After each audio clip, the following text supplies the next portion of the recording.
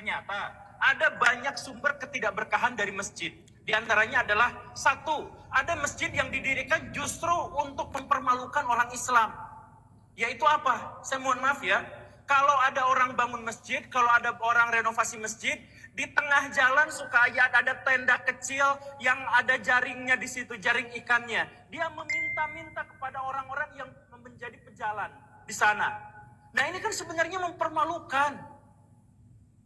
Ini sangat memalukan. Saya berinteraksi banyak dengan orang-orang Buddhis, berinteraksi banyak dengan orang-orang Kristen. Mereka suka bertanya-tanya, kenapa jumlah Muslim di Indonesia yang mayoritas banyaknya itu, tapi kalau ada masjid dia harus minta-minta di pinggir jalan. Dan bahkan saya bukan hanya sekali menemukan jalan macet gara-gara ada orang yang minta-minta mengapit jalan. Di kanan kiri ada yang minta, di tengah-tengah ada yang berhenti bikin kursi, minta-minta juga di sana. Bikin macet jalan, memalukan orang. Kenapa? Di mana kaum muslimin yang jumlahnya itu katanya di sini 210 juta orang di Indonesia. 220 juta, maaf. Kenapa mereka semua itu tidak nampak? Bahkan masjidnya pun harus meminta-minta. Bukankah meminta-minta itu adalah salah satu hal buruk yang tidak direkomendasikan oleh Nabi? Kenapa kita melakukan itu? Ada juga masjid yang dibangun partai politik untuk berkampanye. Di dekat rumah saya ada sebuah masjid yang cukup besar. Thank you.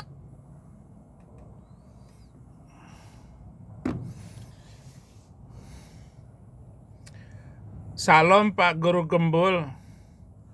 Untuk masalah ini Pak Guru Gembul, ini adalah pernyataan Guru Gembul yang paling menyakiti hati saya. Karena bapak saya itu ketua panitia masjid. Memang kami orang desa, tetapi bapak saya almarhum Haji Ibrahim Manan, ketua panitia pembangunan masjid raya di kecamatan itu. Memang tidak minta-minta, tetapi kami mengumpulkan, kalau musim panen mengumpulkan padi, musim durian kami membawa hasil durian, musim cengkeh kami bawa hasil cengkeh, hasil apa saja, pertanian, peternakan. Kalau kami menjual sapi, maka kami memberikan 2,5% untuk pembangunan masjid. Tetapi masalahnya, kenapa saya marah ini Pak Guru Gembul? Ini sangat menyakitkan hati saya karena ini berbicara tentang Muslim Pak Guru Gembul. Bagaimanapun kita nggak boleh. Saya sekarang sudah menjadi Kristen Pak Guru Gembul, bahkan jadi pendeta, menjadi pengabar Injil. Tetapi jangan diomongin dong. Walaupun mereka membangunnya dengan minta-minta. Biarkan mereka itu Pak Guru Gembul.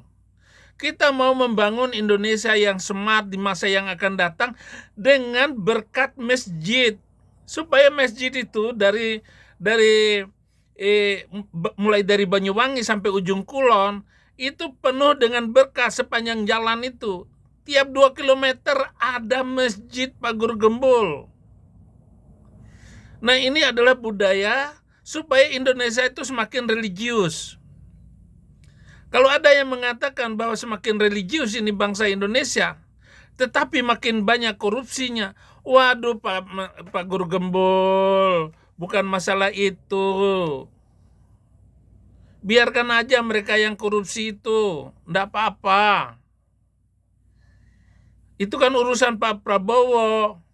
Ini urusan masjid ini adalah urusan Departemen Agama dan juga MUI atau Muhammadiyah dan NU. Walaupun mereka dengan minta-minta ini kita sedang membangun bangsa Indonesia ke depan dengan minta-minta Pak Guru Gembul. Karena bangsa Indonesia ini adalah bangsa yang ripah jinawi, bahagia, sejahtera, aman, yang disebut baldatun thayyibatun wa rabbun ghafur, sebuah negara yang aman, makmur, dan pengampunan Tuhan selalu datang kepada bangsa Indonesia itu. Maka nalil musyrikina ay ya'muru masajid Allah syahidina ala anfusihim bil kufri ulaika habitat a'maluhum wa finnari hum khalidun.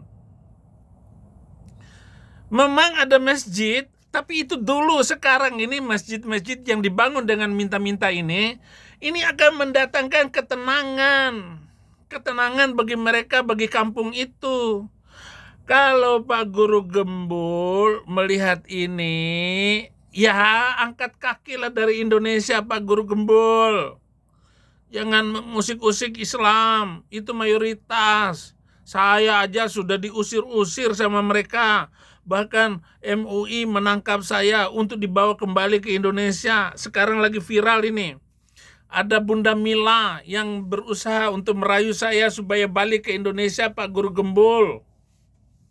Nah, ayat tadi gini bunyinya, terjemahannya begini, tidak pantas orang-orang musyrik memakmurkan masjid Allah, padahal mereka mengakui bahwa mereka sendiri kafir. Mereka itu sia-sia amalnya dan mereka kekal di dalamnya. Ini ada di dalam surat At-Taubah, Pak Guru Gembul.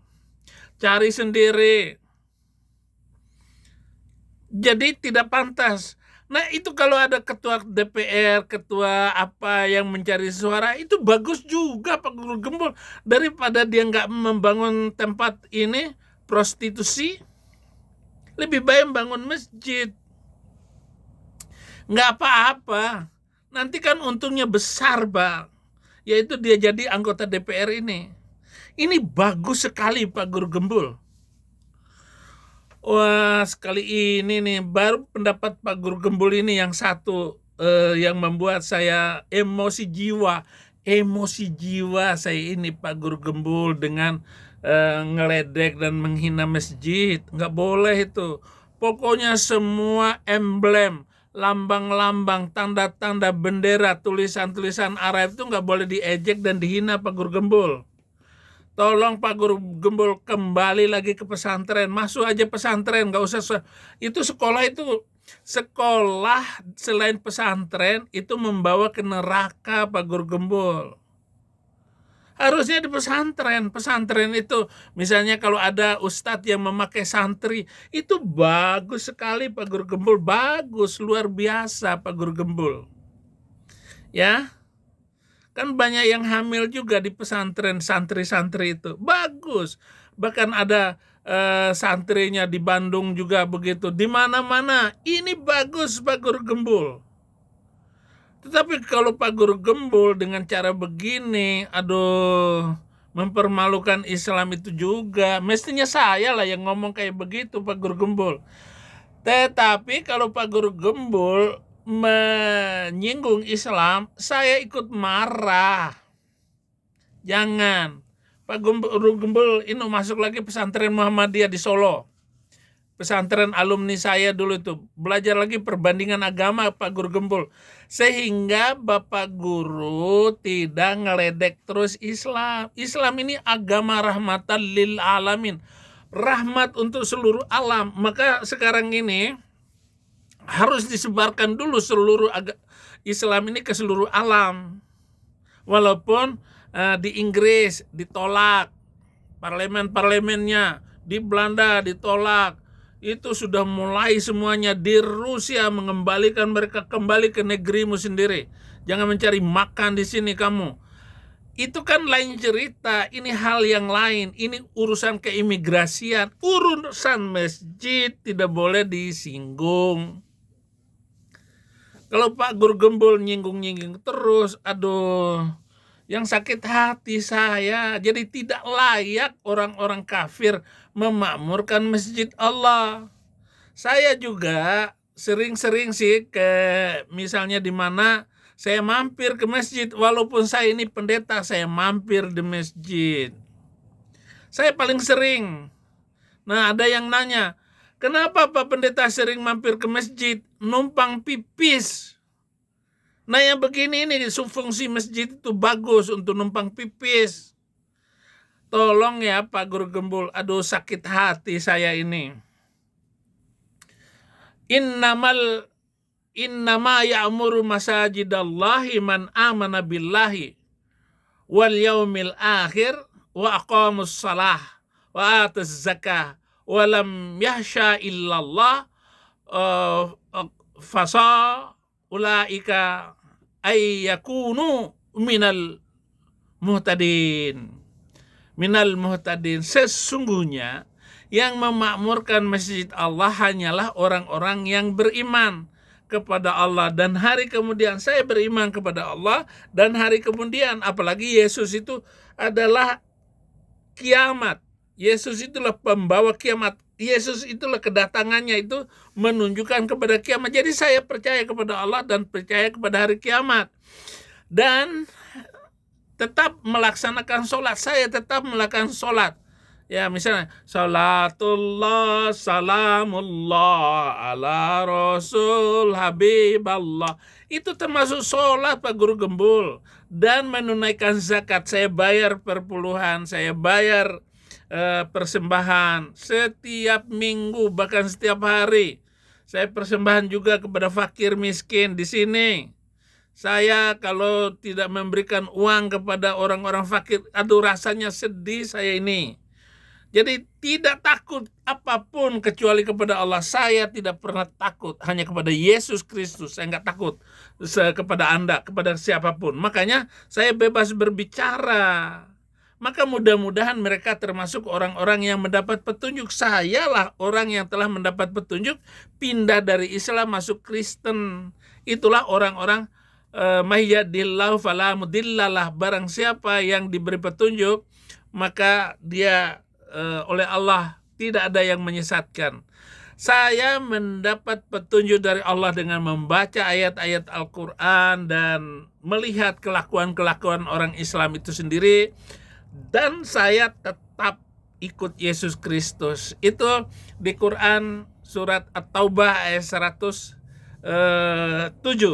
Nah, ada orang yang mendirikan masjid untuk memecah belah umat. Mungkin itu maksudnya untuk menjadi pilkada, pilpres atau siapa saja gitu. Walladzina takhadhu masajidan dirara wa kufran wa taqriqan bainal mu'minina wa irsyadal liman haraballah wa rasulahu min qabl walayah